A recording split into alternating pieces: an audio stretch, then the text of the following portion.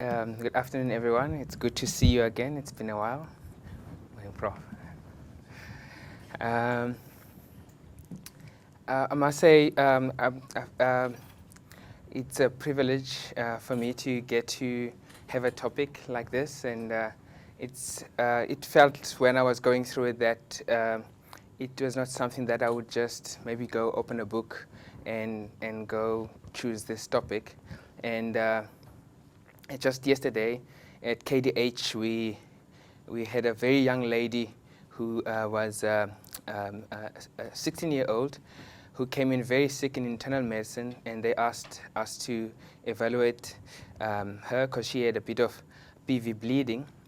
And it taught me that, like when we do the examination to each and every patient that you see, don't miss the basics and always start from the top. And so with this young lady, she had all the pregnancy symptoms, and examination started from the abdomen, looked for pollen, everything else, and I actually didn't examine her breasts until after everything that came together, because I could see a multiparous os at a 16-year-old and who claims to be nulliparous and everything. And then I could go back and then let's look at the breast, and the beta HCG was already 0 then, and she had a bit of a tear that was also suspicious, and to find out she was also lactating, and it also just rang to me that you're busy with this topic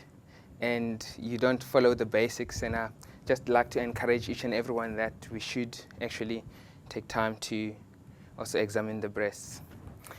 So I'm gonna kick into it. So the breast, it's a modified apocrine gland. It originates from the ectoderm. Usually it grows between the two ventral bands from the inguinal right into the axilla. You can have polymastia in a condition where you have multiple nipples, or even sometimes breast tissues in that mammary line, or you can just have accessory nipples, or you might actually even not have any breast development, which is amastia, which is a problem with the development around 6 weeks. So the breast extends from the 2nd to the 6th rib. Maybe I'll just go straight to this, show you nicely. From the 2nd to the 6th rib, and medially in the parasternal ridge, and laterally almost to the anterior axillary line. And in the previous slide, you can see that it also has a tail. You can also look at it topographically and divide it into 4 through the nipple, which you have your outer and inner upper quadrants, and your lower quadrants with the tail. This usually helps to give you a map in terms when you're about to examine the breast. So in more anatomy, as we could see there, from inside out, you get your ribs with your pectoralis muscle and your fascia, which helps as a support to the breast, and the Cooper's ligaments, which are suspensory ligaments, which attach from the pectoral fascia to help the breast with mobility and support. And you get a lot of breast tissue, which changes with your age and the stage of menstrual cycle, the ducts, all the way to the gland lobules. So the lobules have 15 to 20 lobes. It has 15 to 20 lobes, and as I mentioned everything already from the pictures, I'm not going to spend another time on this slide. Okay, so each lobule has 10 to 100 alveoli, and the adult breast branching duct leading to the terminal ductal unit. But we saw the structure. I don't want to spend too much time here. It's a lot of slides. Okay, vascular supply. The main vessels that we're going to mention is the axillary artery and the internal intercostal artery, which gives most branches, and the perforating vessels of the intercostal axillary arteries, and superior supply from the lateral thoracic arteries as well. The lymph nodes is more or less the same as the blood vessels. The extra thing about lymph nodes is that the left can also drain from the breast of the right breast, and the venous drainage is more or less follows the same pattern. Okay, we mentioned that. So the physiology of the breast develop under hormonal influence, mainly estrogen during puberty. And as we grow, there's other hormones that also play part, which is growth hormone, cortisol, and progesterone as well later in development. And the main function is actually to convert the ductal epithelial to be more secretory structures. And it's actually the breasts, they differ in size and mass depending on the menstrual cycle. Towards the cycle, towards the menses, you get a lot of blood flow and engorgement, and it usually they sometimes become tender and heavy. So milk production is more controlled by the prolactin,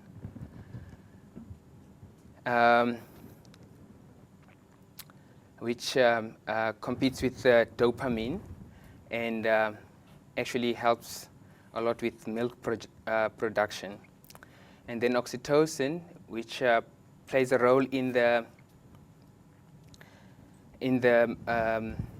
small muscles that are found in the glandular part of the breast, in the lobules, actually help with the milk let down during lactation.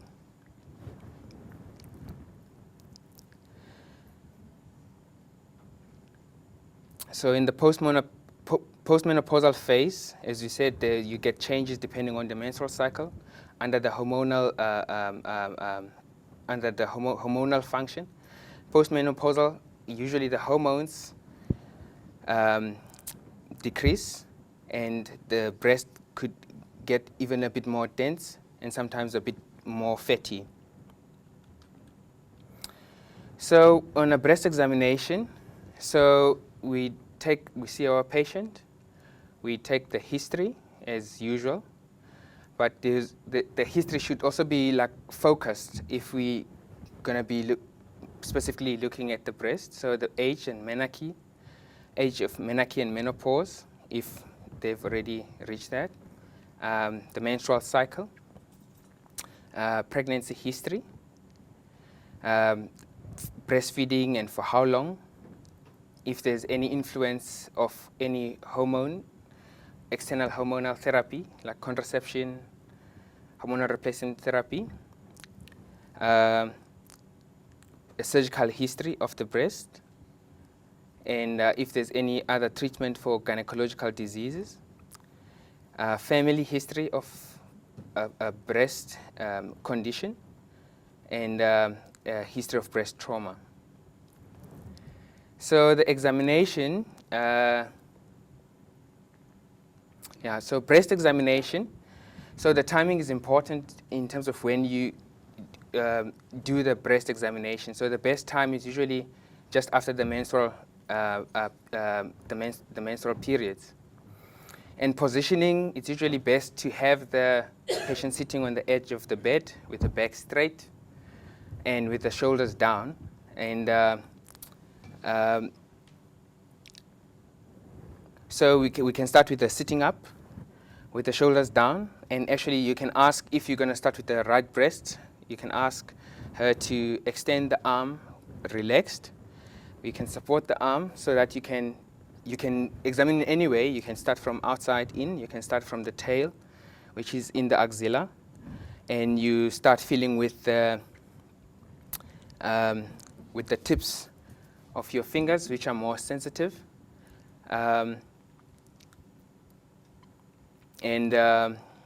Yeah, you can go from lateral to medial. Oh. And after that, you have to ask her to also lie on the bed, and you do the same. Start with your inspection. That's supposed to start with that always. Start with your inspection. You look for symmetry, if there's discharge, nipple retraction, skin edema. And then you do your bimanual palpation from the axilla all around the 4 quadrants. The breasts are part of the lungs are part of the breast examination, and you also need to listen to the lung fields.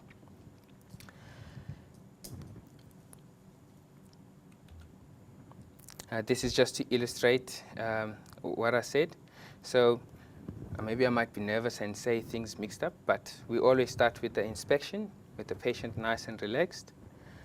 As you can see here, the shoulders are nicely down, and then here we lift it up nicely, exposing the axilla.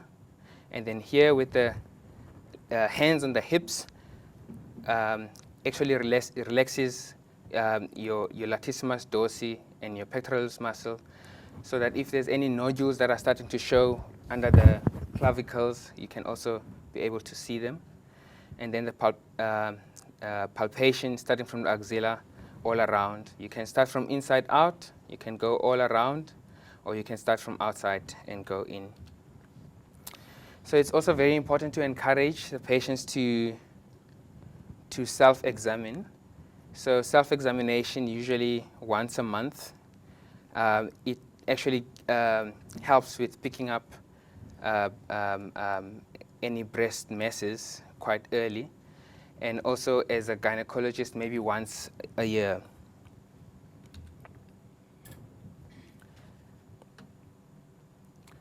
So the diagnostic workup, it doesn't have to follow this order. It can, it's advised that if you can start, if you do feel a mess, if the lesion is a mess, you start maybe with your imaging, so that the invasive procedures don't temper or change the imaging or interfere with the imaging. But FNA, as we all know, it can give you quite information, but there are other procedures that are more reliable and have more sensitivity than them, like a core needle biopsy. So just a reminder, with the FNA, we have to have a nice syringe, maybe a 10 ml syringe. After feeling for your a mess, and you're sure there is a mess, you entrap the mess between your 2 fingers, and after cleaning and making sure it's all sterile, and make sure that you have usually we use a fine needle with FNA. You can use a bigger if you expect to get more of a denser tissue, and in more vascular tissue, preferably also a smaller needle to prevent bleeding, obviously.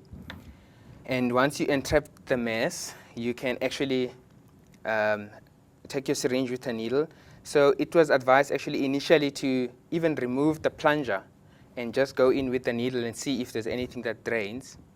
Or else you can keep the needle in, remove your syringe, and put in the plunger, and then have a negative pressure if there's nothing that comes immediately. And then the sample, if you do get something and you're worried maybe about cytology, you can put it on a, you can actually put it on a slide and take 2 slides and slide them across to kind of smear on the slide and fixate, and you can send for cytology. And then you do get all the others. I'm not going to go through everything. The core needle biopsy, excisional biopsy. You can do cyst aspiration, which is more or less the same as approach as the fine FNA. You can have ultrasound, which can yield also a lot of sensitivity. Also, ultrasound-guided aspiration has been used quite more often now. And the mammogram is also quite one of the very important diagnostic tools that we can use in breast masses. MRI has a lot of false positive, but it is a tool that can be used in conjunction with everything else. The triple therapy is what has been mostly been used, where you use your history and examination with imaging and also your a sample that you can take from any of these. It can yield 99 to 100%. Okay, so as you said, it's quite a broad topic, and these are, remember this from undergrad from Prof. Effelstedt.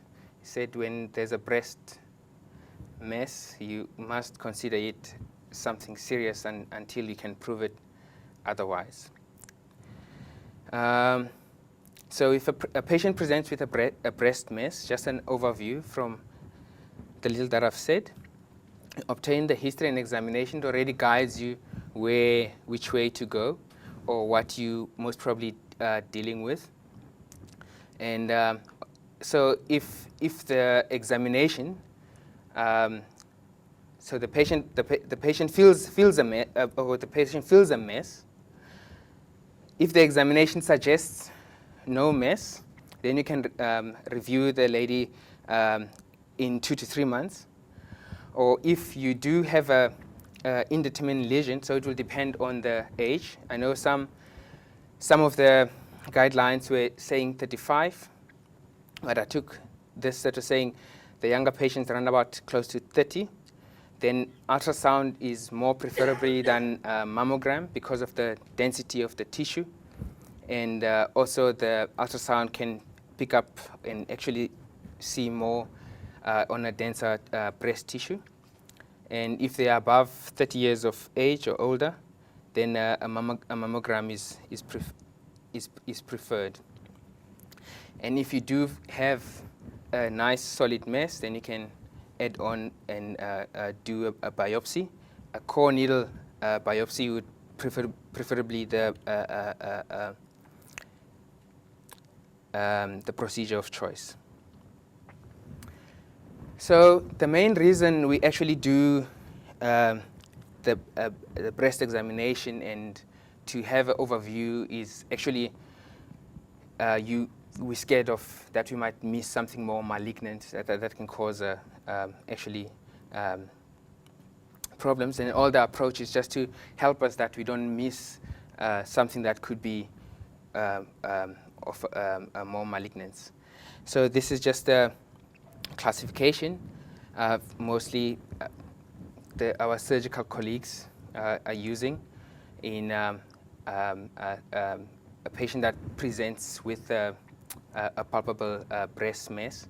So sometimes it's based on imaging. So sometimes the patient might feel the mass, but the radiological imaging might not actually see the mass. And in those cases, we usually repeat the examination 1 to 2 months later. And so, as also mentioned, that the mammogram, as it is one of the very good tools, sometimes it can miss up to 10% of actually palpable masses.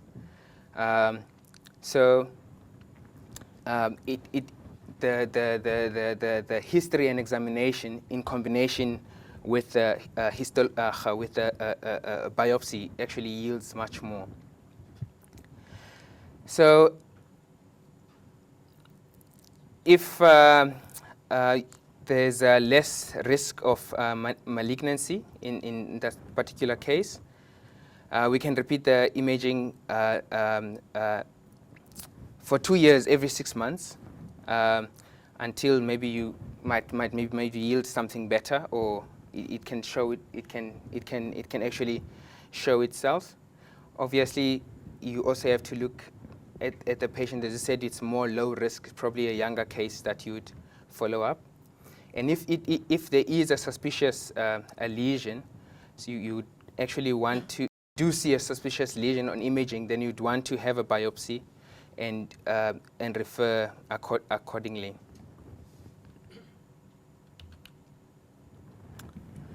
So this is also part of other classifications that I got from our surgical friends, which is the ANDI classification, which just almost like forms a gray area, according to my understanding, between what's normal, and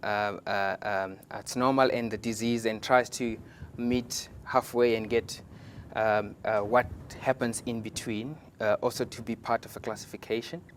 And then we get a more pathological classification of the breast mass, and also to tell us how much of a risk we should be looking at when we, how much of a risk it can actually transform to malignancy. Okay, I missed looking at that, but I can try to just quickly help with this. So these are actually the years. It's always thirds. So if you're less than 35 years, if you're less than 25 years of age, this is the first group, and then this would be the normal, and this would be the pathology, and the ANDI classification actually added on the almost like the middle group. And the second group would be your 25 to 35 years of age, and in this group, even though there's less chances of malignancy, if there is a mass, it's something that you actually should look at and investigate, even though it's still unlikely. And in the above 35 years of age, then we look at the cysts and inflammatory conditions that, and the worst of that could actually be more something of like an abscess. So on the pathological classification, so there's non-proliferative lesions, which has no risk of CA, cyst, mild hyperplasias, and epithelial-related calcifications, and then you can get more proliferative lesions with atypia, which has up to 2% increased risk of CA. In a lot of other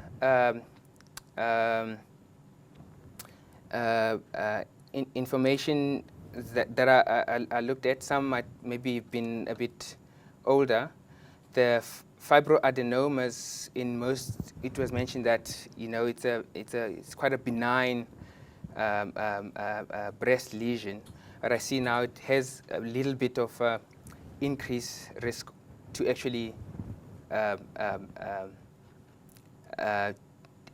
be a malignant lesion later.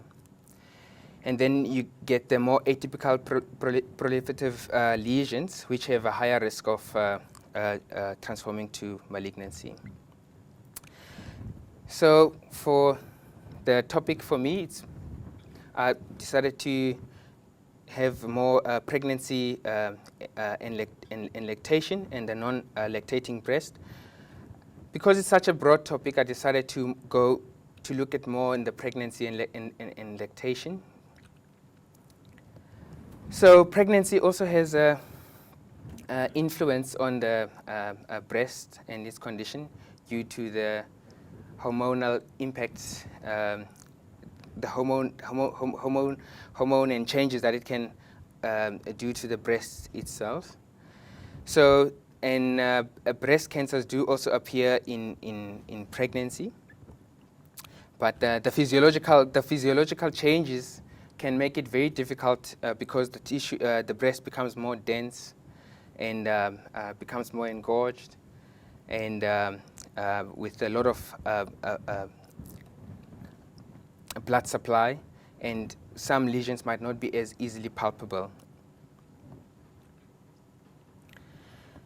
So the conditions like milk stasis, mastitis, and breast abscess, more inflammatory conditions, I'll just group them together. And then we have more non-infective like galactocele, and then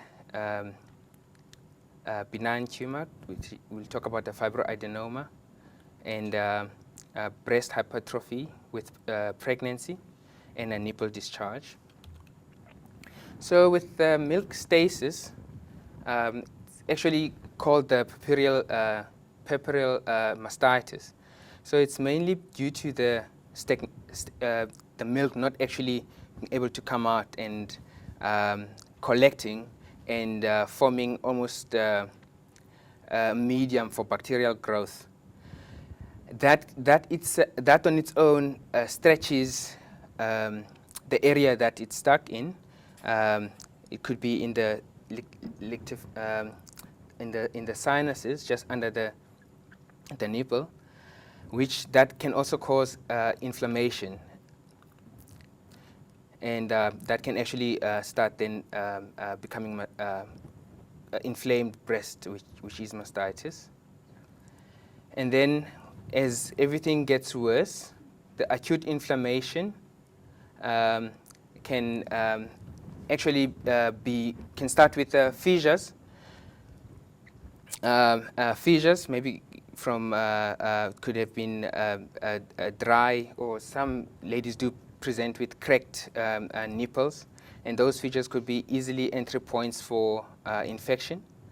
Previous histories of mastitis, maternal and neonatal infection, and also apparently neonates with can also give mom infection from their upper respiratory tract infection, like strep pyogenes, which is quite rare, but it can happen. Maternal stress and trauma. Also, working from home actually helps to also decrease the stress and the risk of mastitis.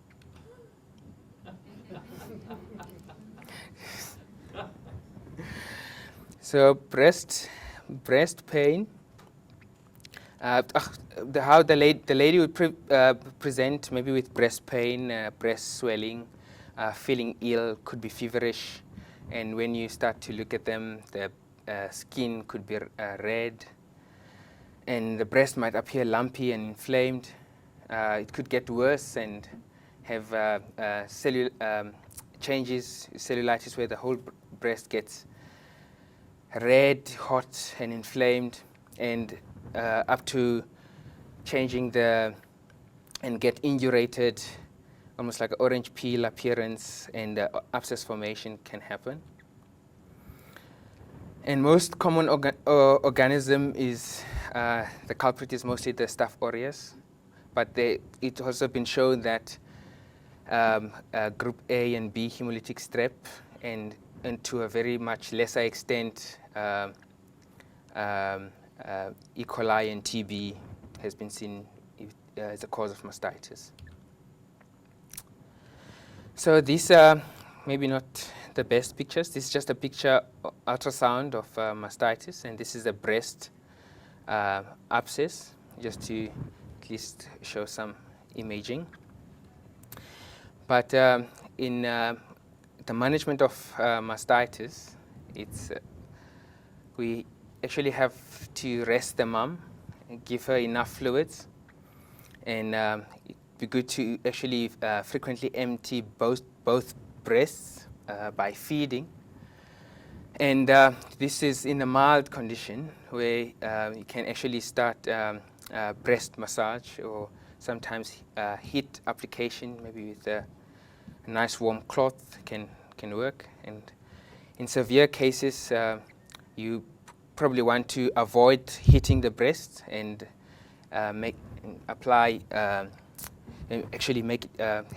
cool it, and can maybe take, I know previously in undergrad it was a picture of lettuce, or I'm not sure if you can use cabbage leaves and put them in the breast, take from the fridge and under the bra in the breast to help to cool the breast. Analgesia, antibiotics.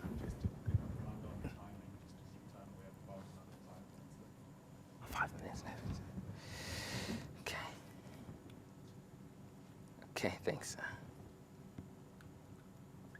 Okay, so important pointer, not to breastfeed on the affected breast, yeah. So galactocele, it's usually just cysts that appear because of the blockage of the ducts. And actually, there you can just aspirate, and actually that could be actually curative. They might come back again, and you'll have to have repeated aspirations. And here, this is just a picture of ultrasound and a mammogram.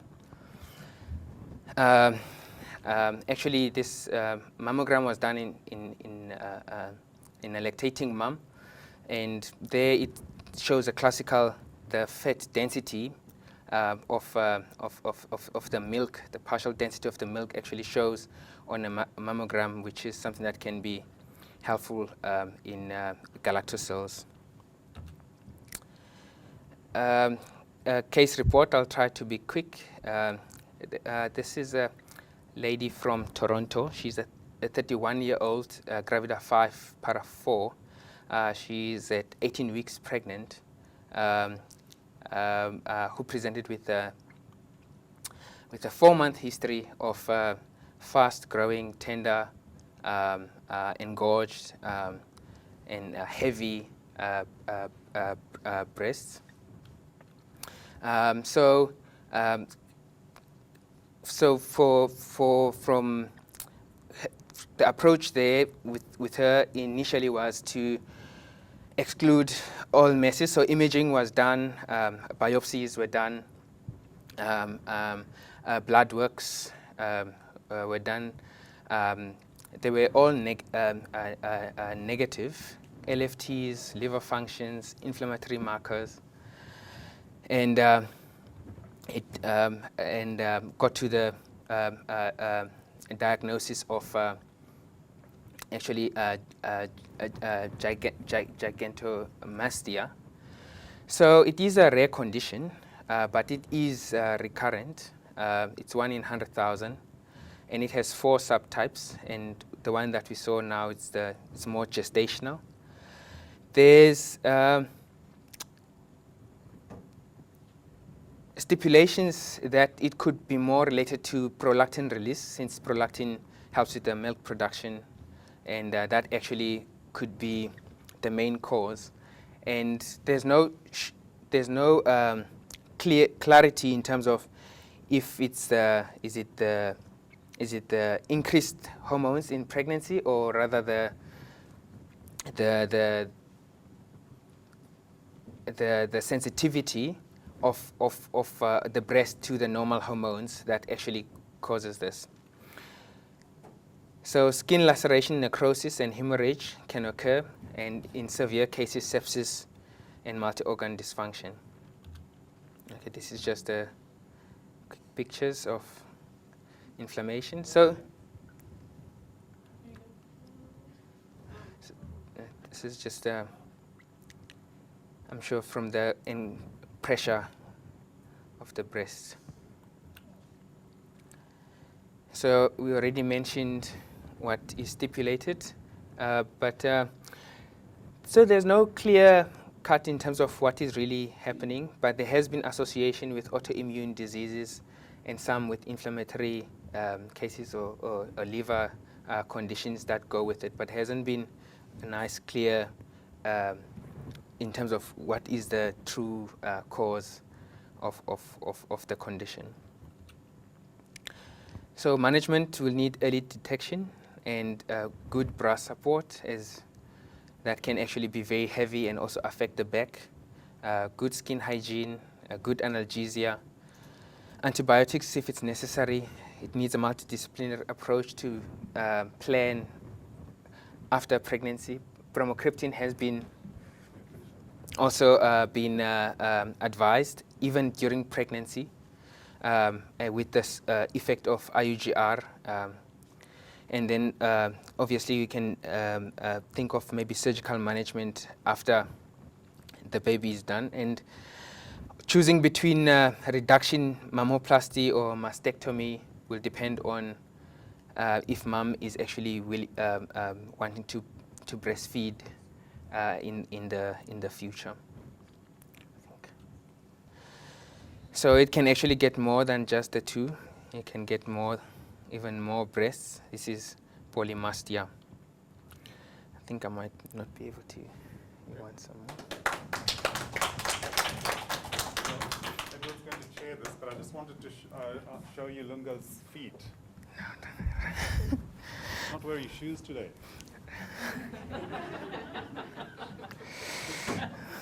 Do you guys know why he's not wearing shoes?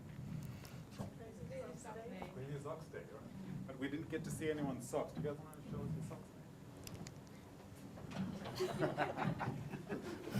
This is a great way to ensure social distancing. All right. It was a great suggestion last week from Jade, and I think everyone came to the party. Do you guys want to have a voting a little bit later, keep it informal? Paul, what are your thoughts? Yeah, I think it's a good idea, and I think it creates a little bit of chaos, which is what we all need at the moment. All right. I think we was just trying to keep it simple, so we can maybe do baby scarf day next, or something that's very manageable that you can do from your own cupboard at home that doesn't require too much extra effort. But I definitely think we should continue.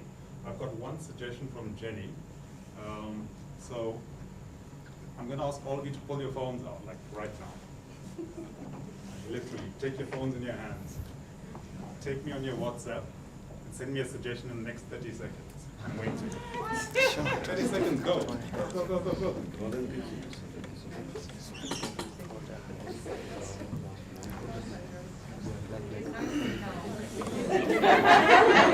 Thomas delayed. All right, now do you want to have a judging panel? Yes or no? What is the Prize to be determined, don't worry. Sure, I don't know. I don't know if we should make it a competition. I think that put too much pressure on those A-type personalities who would want to win.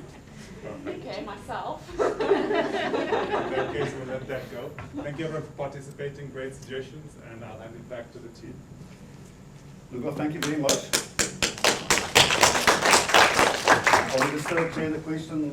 We don't have a lot of time left, but thank you for preparing this. I think this is, like you said, I think the most important thing is that part of examination is breast.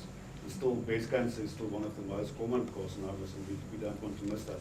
I'm going to, there's time for one question. I'm going to allow time for one question. Any questions to Lunga?